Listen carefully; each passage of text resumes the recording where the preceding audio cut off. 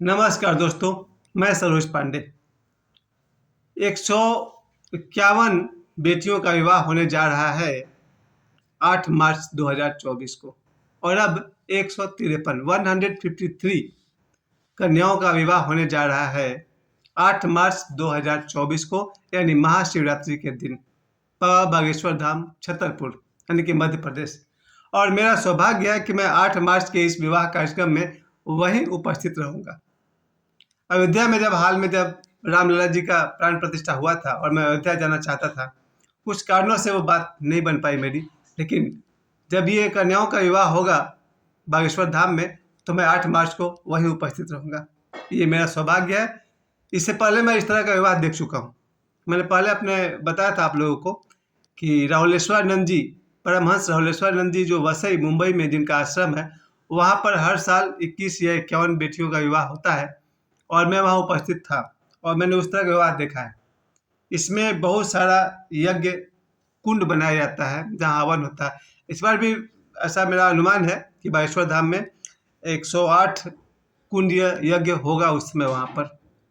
और सबसे बड़ी बात है कि देश से कई राज्यों से, राजस्थान है, मध्य प्रदेश है, झारखंड है, बिहार है और इस तरह के बहुत सारे राज्यों से बेटियां आएंगी जिनका विवाह होगा।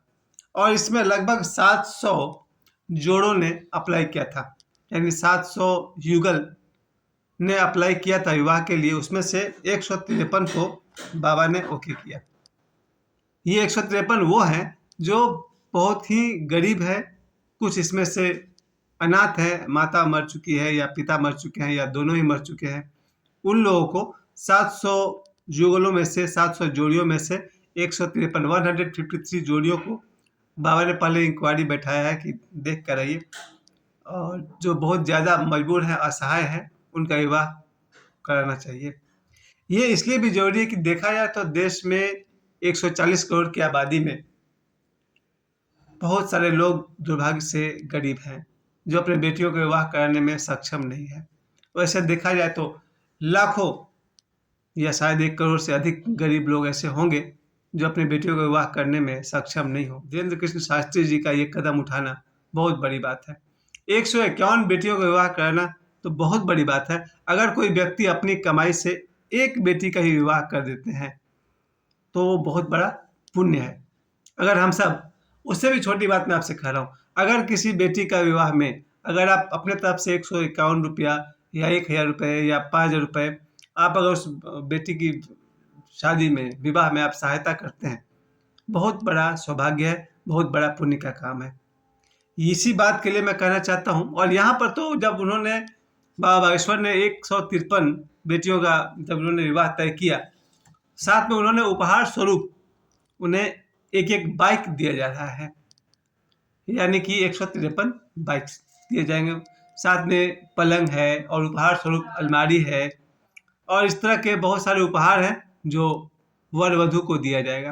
बाबा बागेश्वर अपने आप को समधी महसूस कर रहे हैं, क्योंकि वो कहते हैं कि मैं इन बेटियों का धर्म पिता हूँ। आपने पुराणों में पढ़ा होगा मानस पुत्री, मानस पुत्र। उसी तरह से बाबा बागेश्वर कहते हैं कि ये 153 जो बेटियां हैं, मैं उनका धर्म पिता हूँ। एक 26 साल का नौजवान पिता का कर्तव्य को किस तरह से वो निभा रहे हैं। बड़े अच्छी बात कहते हैं वो कि किसी घर में अगर एक बेटी का विवाह हो तो माता पिता को नींद नहीं आती है। अगर किसी घर में एक बेटी का विवाह हो तो कन्या के माता पिता को नींद नहीं आती है। मेरे यहाँ तो 153 बेटियों का विवाह है, मेरा क्या हाल होता होगा।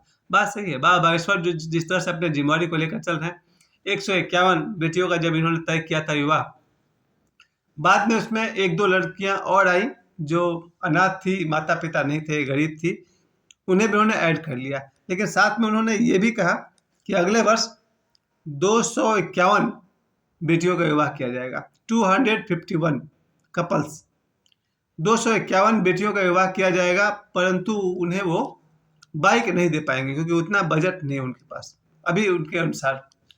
आप सभी को लगता होगा कि वो दान के पैसे से विवाह करवा रहे हैं। ये पूरा सच नहीं है।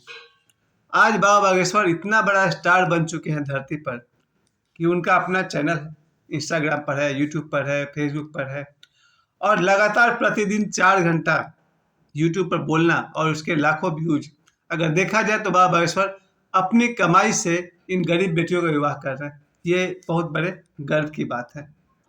हम सब समझते हैं कि इसमें क्या खास बात है, लोगों ने दान कर दिया, बाबा ने विवाह करवा दिया और बाबा बागेश्वर का नाम हो गया। ये पूरा सच नहीं है। मैं इनको देखता हूँ, ये मेरा निजी ऑब्जर्वेशन है कि मैं बाबा को देखता हूँ कि प्रतिदिन वो 4 बजे 5 बजे शाम को प्रवचन करना शुरू करते हैं। लगातार 4 घंटा 5 घंटा वो बोलते हैं ताकि वो अपनी मेहनत से पैसे कमा सकें और बेटियों का विवाह कर सकें। आजकल उनका दिव्य दरबार रात 3 बजे तक चल रहा है। सोचिए, जो नौजवान 8 घंटे लगातार काम कर रहे हों तो अपनी मेहनत की कमाई से बाबा बागेश्वर इन बेटियों का विवाह कर रहे हैं। और मेरा सौभाग्य ये है कि मैं इस विवाह में उपस्थित रहूंगा। 8 मार्च को महाशिवरात्रि के दिन मैं वहां पर बागेश्वर धाम में उपस्थित रहूंगा और अपनी आंखों के सामने विवाह को अपनी आंखों से देख पाऊंगा। इसमें मैंने एक बात और गौर किया और वो ये है, हम सब बेटियों के विवाह में जाते जरूर हैं, 51 या 101 रुपये का दान करते हैं, लेकिन मेरा अपना विचार है। मुझे हाल में एक अवसर मिला था, एक गरीब बेटी का विवाह हो रहा था, तो मुझसे कहा नहीं गया कि आप कुछ डोनेट करें, दान करें। मैंने अपने मन से सिर्फ 100 रुपया दिया था। उस समय उतना ही हिम्मत जुटा पाया था।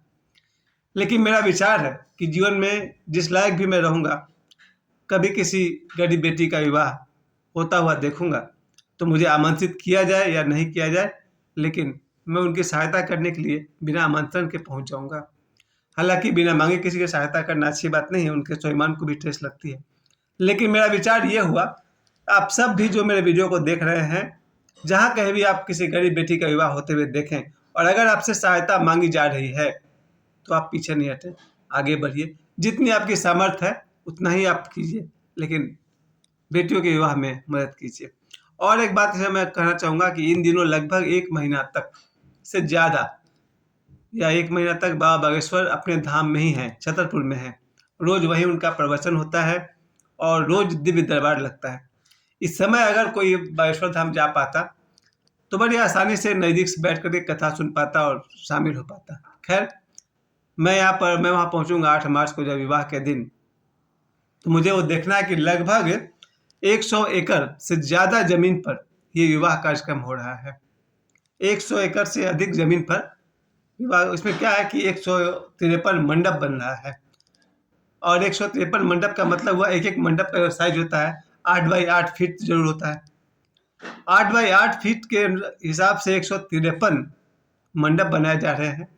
153 बाइक्स रखे हुए हैं और उपहार के लिए, यानी काफ़ी ज़मीन की ज़रूरत वहाँ पड़ रही है इस कार्यक्रम को पूरा करने के लिए। और पूरे देश से देखा जाए तो 1 मार्च से बड़े बड़े सेलिब्रिटीज बॉलीवुड से भी आ रहे हैं इस विवाह में भाग लेने के लिए, उपस्थित होने के लिए। इसी तरह से 1 मार्च है, 2 मार्च है, भोजपुरी फिल्मों के कलाकार, सिंगर्स, एक्टर्स, एक्ट्रेसेस, ये लोग भी आ रहे हैं। ये बात मैं इसलिए कह रहा हूँ कि समाज ना इनको फॉलो करता है थोड़ा सा। अगर कोई बड़ी हीरोइन आ गई तो लोग सोचते हैं कि हाँ, बहुत बड़े बाबा हैं। हालांकि मेरा अपना निजी ऐसा कोई विचार नहीं है। एक्टर्स कोई पैमाना नहीं है ये जांचने का कि बाबा बागेश्वर कितने महान हस्ती हैं। खैर, ये अच्छी बात है कि 1 मार्च से लेकर के 8 मार्च तक बहुत सारे बॉलीवुड कलाकार आएंगे, सिंगर्स आएंगे, राजनेता आएंगे, अयोध्या से संत आएंगे और इन सब के उपस्थिति में, और अनुमान है कि 30 लाख लोग के लिए उस दिन भंडारा तैयार किया जाएगा, अर्थात भोजन की व्यवस्था की जाएगी। बाबा बागेश्वर के यहाँ, जो बाबा बागेश्वर धाम में जब ये 8 मार्च को विवाह होगा तो वहाँ चाय की एक अलग व्यवस्था है सभी लोगों के लिए। कम से कम 30 लाख लोगों के वहाँ पहुँचने का अनुमान है। तो 30 लाख लोगों के लिए चाय की जो व्यवस्था है वो किसी एक आदमी ने फाइनेंस कर दिया। उसने कहा कि ये जिम्मेवारी मुझ पर छोड़ दीजिए चाय का। इससे पहले मैं ऐसा कार्यक्रम मैंने भी देखा है, जब कहीं ओशो का ध्यान शिविर होता था तो कोई एक आदमी कहता था कि भाई चाय की व्यवस्था मुझ पर छोड़ दीजिए, वो पूरा खर्च मैं दे दूंगा।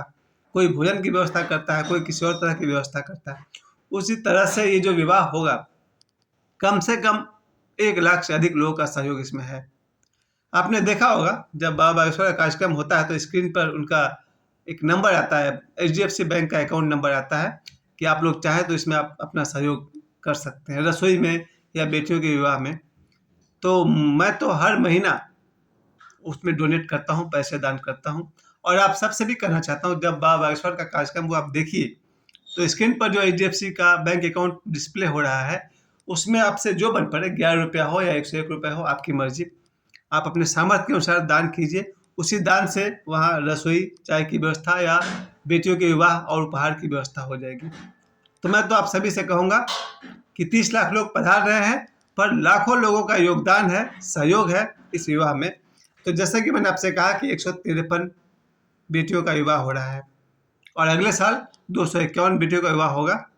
उसके बाद मैंने आपसे कहा कि वहाँ पर चाय की व्यवस्था है, वहाँ पर ठहरने की भी थोड़ी बहुत व्यवस्था है और 30 लाख लोगों के भोजन की व्यवस्था है, शरबत की व्यवस्था है, क्योंकि वर पक्ष वधु पक्ष दोनों वहाँ पहुँचेंगे और बाबा बागेश्वर समधी जी हैं, बेटियों के धर्मपिता के रूप में वहाँ रहेंगे। इसके बाद मैंने आपसे कहा कि 100 एकड़ की ज़मीन पर ये बहुत बड़ा कार्यक्रम होने जा रहा। मैं तो कहूँगा कि ये भी एक ऐतिहासिक कार्यक्रम है। अभी 22 जनवरी को एक ऐतिहासिक कार्यक्रम हुआ और दूसरा होगा 8 मार्च 2024 महाशिवरात्रि के दिन। इसके बाद मैंने आपसे कहा कि राजस्थान, यूपी, झारखंड, बिहार, MP इन सब राज्यों से बेटियों का चयन हुआ है जिनका विवाह वहाँ होने जा रहा है। और इसके अलावा हम लोग देखें कि वहाँ पर एक सेल्फी पॉइंट बनाया गया है जहाँ पर लोग फोटो खिंचवाते रहेंगे। इसके बाद 2 मार्च और 3 मार्च को महादिव्य दरबार लगने वाला है। देखने वाली बात यह है कि 700 जोड़ों ने अप्लाई किया था, बेटा बेटी यानी कि वर और वधू 700 जोड़ों ने अप्लाई किया था विवाह के लिए, लेकिन अपने सामर्थ्य के अनुसार और बेटियों के मजबूरी को ध्यान में रखते हुए 153 जोड़ों का चयन किया गया है।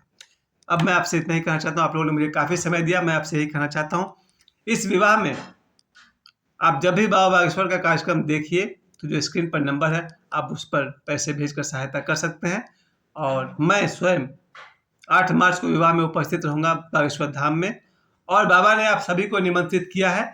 आप सब जो लोग भी इस वीडियो को देख रहे हैं, मैं भी आशा करूँगा 1 मार्च से लेकर के 8 मार्च तक जिनसे भी बन पड़े बाबा बागेश्वर धाम पर पधारिए। वहाँ का मिट्टी पवित्र भूमि पर जहाँ कभी सन्यासी बाबा के चरण पड़े थे, जहाँ कभी दादा गुरु जी के चरण पड़े थे, जहाँ स्वयं पंडित धीरेन्द्र कृष्ण शास्त्री जी रहते हैं, उस मिट्टी पर आइए, बैठकर हम लोग हनुमान चालीसा का पाठ करेंगे, ध्यान करेंगे और वर वधु को अपना आशीर्वाद देंगे। मुझे समय देने के लिए आप सभी को बहुत बहुत धन्यवाद।